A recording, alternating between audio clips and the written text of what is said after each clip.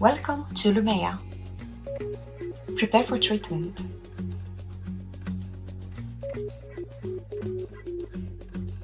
Before you start using your Lumea device, make sure you properly prepare by 1. Removing all visible hair, 2. Cleaning and drying your skin, and 3. Checking your device.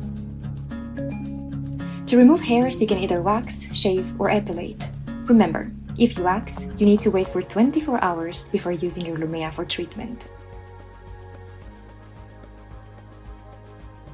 Check and make sure that your skin is clean, for instance that there is no body lotion and that is dry.